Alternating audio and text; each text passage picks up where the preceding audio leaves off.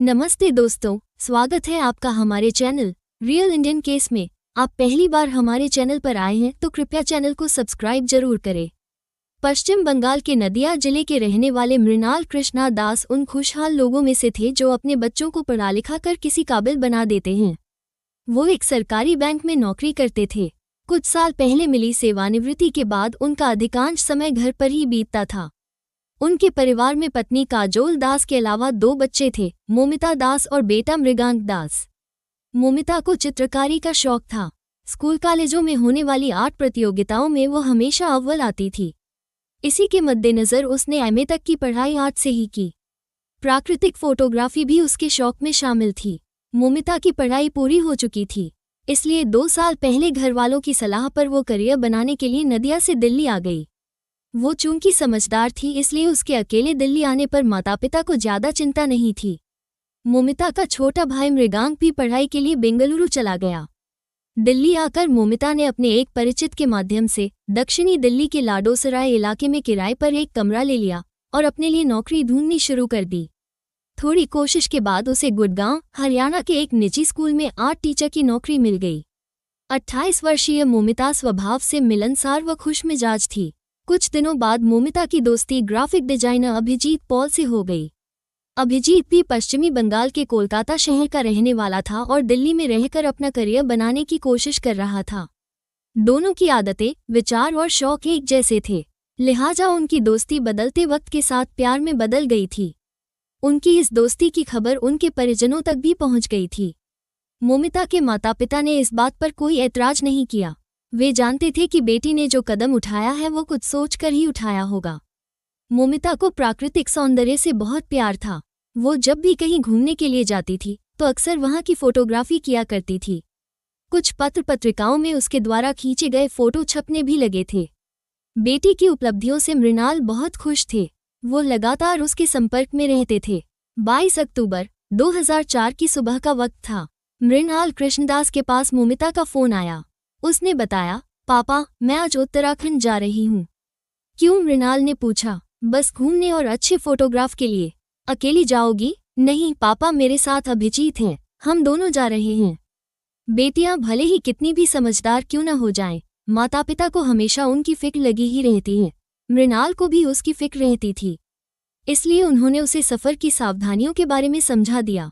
मृणाल ने शाम को मोमिता को फ़ोन किया तो उसने बताया कि वे लोग देहरादून पहुंच गए हैं और कल से घूमने का प्रोग्राम बनाएंगे। अगले दिन उनकी बात हुई तो मोमिता ने बताया, पापा, आज हम लोग चक्राता जाएंगे। यहाँ की बहुत खूबसूरत जगह हैं। मोमिता की बातों से ही झलक रहा था कि उत्तराखंड पहुंचकर वो बहुत खुश थी। 24 अक्टूबर को मृणाल बहुत परेशान थे। उनकी परेशानी की वजह मोमिता थी। 23 अक्टूबर की शाम से उनका मोमिता से कोई संपर्क नहीं हो पा रहा था। बार बार मिलाने पर भी मोबाइल स्विच ऑफ आ रहा था। कृष्णा समझ नहीं पा रहे थे कि आखिर मोमिता का मोबाइल अचानक क्यों बंद हो गया। वो सैकड़ों मील दूर थे। उनकी परेशानी पत्नी काजोल से भी नहीं छिपी रह सकी। क्यों परेशान हैं आप? काजोल ने पूछा। मोमिता का नंबर नहीं लग रहा है, मृणाल ने कहा। नेटवर्क में नहीं होगी या मोबाइल की बैटरी वीक हो गई होगी। वो तो मैं भी समझता हूँ, लेकिन बहुत वक्त हो गया। इस बात से वो भी परेशान हो गई। इसके बाद इंतजार का सिलसिला शुरू हो गया, लेकिन न तो मोमिता का नंबर मिला और न उसका फोन आया। इससे पति पत्नी को किसी अनहोनी की आशंका होने लगी। देखते देखते 4 दिन बीत गए। अगर मोमिता का मोबाइल खो गया था तो भी उसे संपर्क करना चाहिए था। ऐसा कभी नहीं होता था कि वो उन लोगों से बात न करे। नाते रिश्तेदारों की सलाह पर मृणाल कृष्णा दिल्ली आ गए। अपने बेटे को भी उन्होंने बेंगलुरु से बुलवा लिया। मृणाल कृष्णा ने दिल्ली के थाना साकेत जाकर पुलिस को बेटी से संबंधित अपनी चिंता बताई। चिंता की बात ये थी कि मोमिता का अपने घर वालों से संपर्क नहीं हो पा रहा था। पुलिस ने गुमशुदगी संख्या 33A पर मोमिता की गुमशुदगी दर्ज कर ली। दूसरी तरफ कोलकाता में अभिजीत के घर वाले भी परेशान थे। उसका भी कुछ पता नहीं चल रहा था। उसके घर वालों ने कोलकाता में ही उसकी गुमशुदगी दर्ज करा दी थी। गुमशुदगी दर्ज करके मोमिता के मामले की जांच सब इंस्पेक्टर दुर्गादास सिंह के हवाले कर दी गई। मामला एक युवक युवती के लापता होने का था। इस मामले में अपनी मर्जी से गायब हो जाने की आशंकाएं भी नहीं थीं, क्योंकि मोमिता व अभिजीत के रिश्ते उनके परिजनों से छिपे नहीं थे। पुलिस ने कुछ दिन इंतजार किया। जब कोई पता नहीं चला तो दिल्ली पुलिस की एक टीम उत्तराखंड के लिए रवाना हो गई। इस बीच पुलिस ने मोमिता के मोबाइल की कॉल डिटेल्स हासिल कर ली थी। उसके मोबाइल की अंतिम लोकेशन उत्तराखंड की राजधानी देहरादून से 98 किलोमीटर दूर पर्यटन स्थल चक्राता में पाई गई थी। इससे पहले उसके मोबाइल की लोकेशन देहरादून और विकासनगर में थी। ये भी पता चला कि मोमिता ने 23 अक्टूबर को अंतिम बार एक स्थानीय नंबर पर बात की थी। दिल्ली पुलिस ने देहरादून के डीआईजी संजय गुंज्याल और एसएसपी अजय रौतेला से संपर्क किया। पुलिस ने उस नंबर की जांच पड़ताल कराई जिस पर मोमिता की बात हुई थी। वो नंबर एक टैक्सी चालक राजू दास पुत्र मोहन दास का निकला। राजू चक्राता के गांव टुंगरौली का रहने वाला था। वो विकासनगर और चक्राता के बीच टैक्सी चलाता था। दिल्ली पुलिस राजू तक पहुंच गई। पुलिस ने मोमिता का फोटो दिखाकर उससे पूछताछ की तो उसने बताया, हाँ सर, ये लड़की एक लड़के के साथ विकासनगर से मेरी टैक्सी में चक्राता तक गई थी। उसके बाद मुझे नहीं पता सर। मुझे लड़की ने फ़ोन करके बुलाया था कि उन्हें चक्राता जाना है। उस दिन हम लोग दोपहर में विकासनगर से चले थे। चक्राता पहुंचकर उन्होंने मुझे मेरा भाड़ा दे दिया और मैं वापस आ गया। तुम्हें उन्होंने कुछ बताया, मतलब आगे का कोई प्रोग्राम? नहीं सर, लेकिन हाँ, दोनों काफ़ी खुश थे और पूरा उत्तराखंड घूमने की बात कर रहे थे। टैक्सी चालक राजू देखने में सीधा साधा युवक लगता था। उसकी बातों में सच्चाई झलक रही थी। पूछताछ के बाद पुलिस ने उसे छोड़ दिया। उससे पूछताछ के बाद दिल्ली पुलिस वापस आ गई। मोमिता व अभिजीत के इस तरह गायब होने की वजह पुलिस भी नहीं समझ पा रही थी। पुलिस को जांच के लिए कोई ऐसा सिरा नहीं मिल पा रहा था जिससे दोनों के लापता होने का राज खुल सके। टैक्सी चालक निकला मोमिता अभिजीत का कातिल। पुलिस ने मोमिता अभिजीत के मोबाइल को सर्चिंग में लगा दिया। दरअसल पुलिस को उम्मीद थी कि अगर उनके साथ कुछ गलत हुआ होगा तो हो सकता है कोई अन्य व्यक्ति उनके मोबाइलों का इस्तेमाल कर रहा हो। नवंबर के पहले सप्ताह में मोमिता के मोबाइल का इस्तेमाल किया गया। पुलिस ने उस नंबर की जांच कराई जो उसके मोबाइल में इस्तेमाल हुआ था। वो नंबर चक्राता के टैक्सी चालक राजू का ही निकला। इससे वो शक के दायरे में आ गया। हालांकि पहली पूछताछ में पुलिस ने राजू के बयानों को सही मान लिया था, लेकिन मोमिता का मोबाइल उसके पास कैसे आया, यह एक बड़ा सवाल था। अब पुलिस को आशंका होने लगी कि मोमिता और अभिजीत के साथ जरूर कोई अनहोनी हुई है। इसके बाद पुलिस टीम एक बार फिर उत्तराखंड के लिए रवाना हो गई। इस टीम में SI Durgadas Singh, head constable Sudhir Kumar और गोपाल शामिल थे। डीआईजी संजय गुंज्याल ने दिल्ली पुलिस को पूरे सहयोग का आश्वासन दिया। उन्होंने इस बाबत विकासनगर सीओएसके सिंह को कार्रवाई के निर्देश भी दे दिए। दिल्ली पुलिस की टीम के साथ थाना प्रभारी विकासनगर चंदन सिंह बिष्ट, चक्राता थाना प्रभारी मुकेश थलेरी, विकासनगर थाने के सब इंस्पेक्टर दिनेश ठाकुर, चौकी प्रभारी नरेंद्र, कांस्टेबल अमित भट्ट, धर्मेंद्र धामी और सोवन सिंह भी थे। दिल्ली व उत्तराखंड पुलिस की टीम ने 10 नवंबर को टैक्सी चालक राजू को हिरासत में ले लिया। विकासनगर के सीओएसके सिंह ने राजू से पूछताछ की तो उसने पुलिस को घुमाने का प्रयास किया, लेकिन पुलिस इस बार उसके साथ सख्ती से पेश आई तो उसने जो राज खोला उसे सुनकर सभी शर्मसार हो गए। राजू ने अपने ही गांव के 3 दोस्तों के साथ मिलकर मोमिता और अभिजीत की हत्या कर दी थी। पुलिस ने उसके दोस्तों बबलू, गुड्डू और कुंदन को भी गिरफ्तार कर लिया। पुलिस की विस्तृत पूछताछ में इन लोगों की सारी करतूत सामने आ गई। राजू का परिवार बेहद साधारण था। उसने बचपन से ही गरीबी देखी थी, लेकिन युवा होते होते उसने परिवार को गरीबी से निजात दिलाने की ठान ली थी। वो टैक्सी चलाने लगा। उसके टैक्सी रूट में विकासनगर, चक्राता और देहरादून शामिल थे। राजू बुरी लतों का शिकार था। इसके लिए वो अकेला नहीं बल्कि उसकी संगत भी जिम्मेदार थी। गांव के ही बबलू, गुड्डू और कुंदन से उसकी गहरी दोस्ती थी। वो भी उसी की तरह थे। वो आए दिन बैठते थे और बड़ी बड़ी बातें करते थे। चारों की सोच एक जैसी थी। वे लोग हमेशा एक ही बात सोचा करते थे कि शॉर्टकट अपनाकर जीवन में कैसे आगे बढ़ा जाए। शराब पीने के बाद उनके सपने और भी जाग जाते थे। राजू जो कमाता था उसमें उसका पूरा नहीं पड़ता था। कोई और होता तो शायद ऐसी नौबत नहीं आती। उसकी बुरी लतों की वजह से उसकी कमाई की आधी रकम पीने पिलाने में उड़ जाती थी। उत्तराखंड की आबादी का एक हिस्सा पर्यटन पर निर्भर है। यहाँ लाखों पर्यटक आते हैं जिनसे स्थानीय लोगों की आजीविका चलती है। पुराने विचारों वाले लोग आज भी पर्यटकों को सम्मान की नज़र से देखते हैं। वे लोग ये भी जानते हैं कि अगर पर्यटक नहीं आएंगे और वे उनके साथ अपना व्यवहार अच्छा नहीं रखेंगे तो उनका काम नहीं चलेगा। लेकिन राजू नई पीढ़ी का युवक था। उसे इन बातों से कोई मतलब नहीं था। वो पर्यटकों से उल्टे सीधे पैसे ऐंठने को अपनी कला समझता था। जो लोग समय हालात के हिसाब से खुद को स्थापित नहीं करते, जिंदगी अक्सर उन्हें अपने हिसाब से परेशान करती रहती है। राजू के साथ भी ऐसा ही था। वो आर्थिक तंगियों से जूझता रहता था। 22 अक्टूबर को मोमिता और अभिजीत दोनों ट्रेन से देहरादून पहुंचे थे। उन्होंने रेलवे स्टेशन के नज़दीक ही एक होटल में कमरा ले लिया। पहले दिन वो विकासनगर घूमने गए। लौटकर शाम को होटल से नंबर लेकर उन्होंने टैक्सी चालक राजू से बात की और उसे अगले दिन चक्राता चलने के लिए बुक कर लिया। चक्राता का नाम अभिजीत व मोमिता ने पहले ही सुन रखा था कि वो खूबसूरत जगह है। समुद्र तल से 6730 फुट की ऊंचाई पर बसा चक्राता उत्तराखंड का प्रमुख पर्यटन स्थल है। इसके साथ साथ यहाँ भारतीय सेना का क्षेत्रीय कार्यालय है।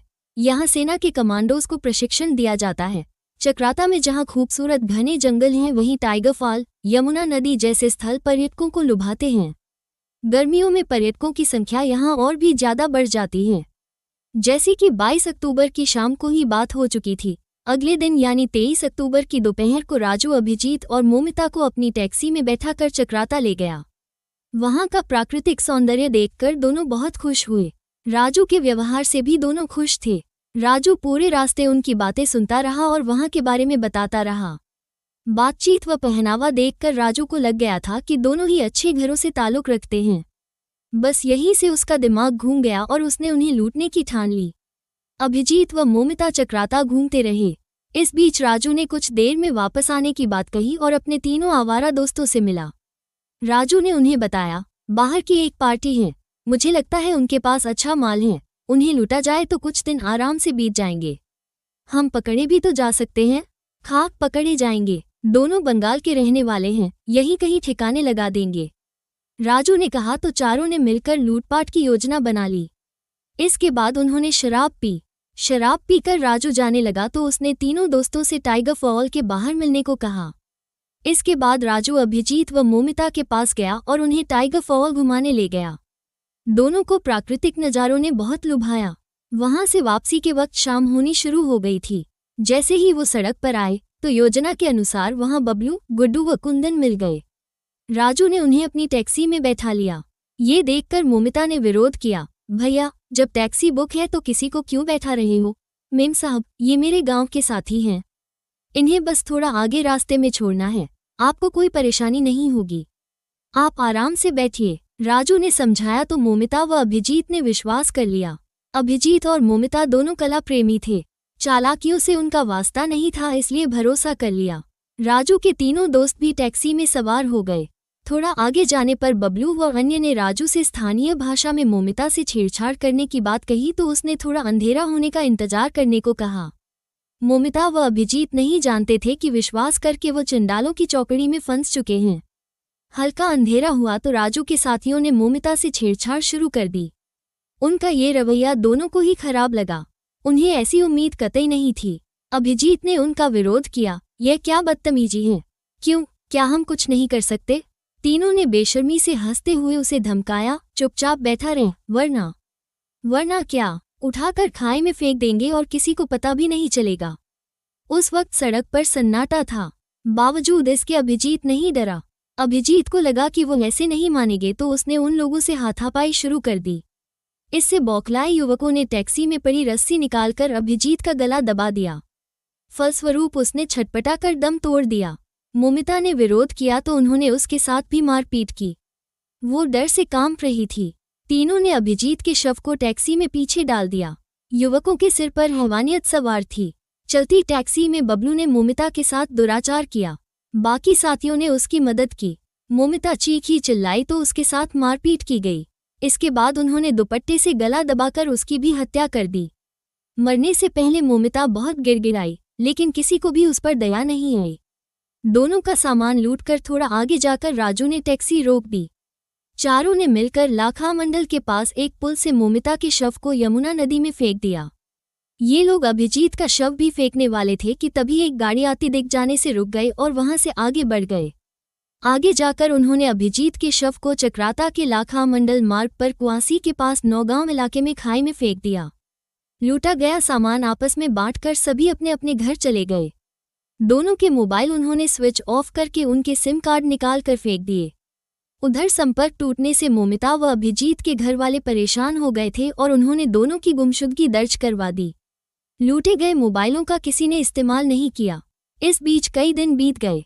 इसी बीच 30 अक्टूबर को उत्तरकाशी जनपद के पुरोला थाना क्षेत्र की नौगांव पुलिस चौकी क्षेत्र में एक युवक का शव मिला। सूचना पाकर थाना प्रभारी ठाकुर सिंह रावत मौके पर पहुंचे। उन्होंने उत्तरकाशी के एसपी जगतराम जोशी को घटना से अवगत कराया। मृतक युवक के पास कोई सामान या शिनाख्त के लिए पहचान पत्र नहीं मिला था। पुलिस को यह मामला लूटपाट के लिए की गई हत्या का लगा था, इसलिए अज्ञात हत्यारे के खिलाफ धारा 302 व 201 के अंतर्गत मुकदमा दर्ज कर लिया गया। पुलिस ने शव की शिनाख्त का प्रयास किया, लेकिन एक तो शव पुराना था, दूसरी उसकी शिनाख्त भी नहीं हो पा रही थी। उसे ज्यादा दिन रखना संभव नहीं था, इसलिए उसका अंतिम संस्कार कर दिया गया। पोस्टमार्टम रिपोर्ट में मृतक की मौत का कारण गला दबाना पता चला। ये शव अभिजीत का ही था। बाद में दिल्ली पुलिस जांच पड़ताल करते हुए राजू तक पहुंची तो उसने सीधेपन का नाटक करते हुए पुलिस को बहका दिया। पुलिस ने भी उस पर विश्वास कर लिया, क्योंकि ऐसा नहीं लग रहा था कि वो इतना भयानक कृत्य कर सकता है। इसके बाद चारों दोस्तों ने एक बार फिर जश्न मनाया कि पुलिस को उन पर शक नहीं है और उसने झूठ बोलकर मामला सुलटा दिया है। राजू व उसके दोस्तों को यह विश्वास हो गया था कि उनका राज अब कभी नहीं खुलेगा और दिल्ली पुलिस इतनी दूर बार बार पूछताछ करने नहीं आएगी। यही सोचकर राजू ने मोमिता के मोबाइल का इस्तेमाल करना शुरू कर दिया था। उसकी इस बेवकूफ़ी ने पुलिस की मंजिल को आसान कर दिया और वह दोस्तों के साथ शिकंजे में फंस गया। अभिजीत का मोबाइल आरोपी कुंदन ने अपनी बहन को बतौर गिफ्ट दे दिया था। पुलिस ने आरोपियों के कब्जे से मोमिता व अभिजीत का मोबाइल, पर्स, शॉल व अन्य सामान भी बरामद कर लिया।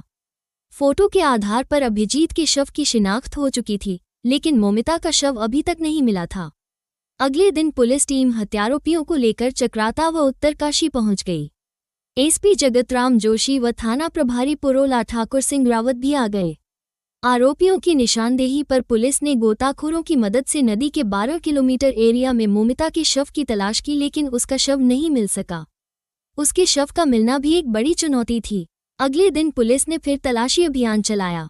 इस बीच आरोपियों को पुरोला पुलिस के हवाले कर दिया गया।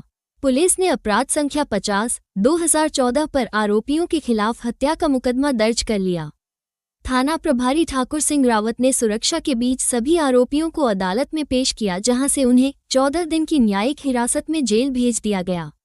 13 नवंबर को आखिर पुलिस को मोमिता का शव नदी में मिल गया। पुलिस ने शव का पंचनामा भरकर पोस्टमार्टम हेतु भेज दिया। मोमिता के परिजन भी आ चुके थे।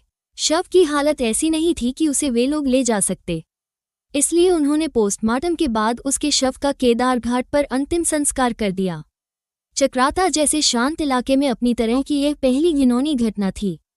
इस घटना को लेकर चक्राता व आसपास के लोगों में बहुत गुस्सा था। वे हत्यारों को फांसी देने की मांग कर रहे थे। इलाकाई लोगों ने अभिजीत व मोमिता की आत्मा की शांति के लिए कई कैंडल मार्च निकाले और मौन व्रत रखा। इस घटना को लेकर 16 नवंबर को चक्राता में कई गांवों के करीब 300 लोगों की पंचायत हुई। पंचायत में सर्वसम्मति से आरोपियों का सामाजिक बहिष्कार कर दिया गया। निर्णय लिया गया कि उनके घर वाले न तो उनसे जेल में मिलने जाएंगे और न ही उनकी पैरवी करेंगे। घर वालों ने उनसे नाता तोड़ दिया। लोगों को आशंका है कि इलाके की छवि धूमिल होने से पर्यटकों की संख्या पर बुरा प्रभाव पड़ेगा। आरोपियों के घर वालों की मांग है कि उनके बेटों को फांसी की सजा दी जाए। मोमिता व अभिजीत ने राजू पर विश्वास किया था, लेकिन उसने उनके विश्वास को बुरी तरह छलकर उनकी जिंदगी का चिराग हमेशा के लिए बुझा दिया। मिलते हैं दर्शकों एक और सच्चे केस के साथ, तब तक अपना ख्याल रखें।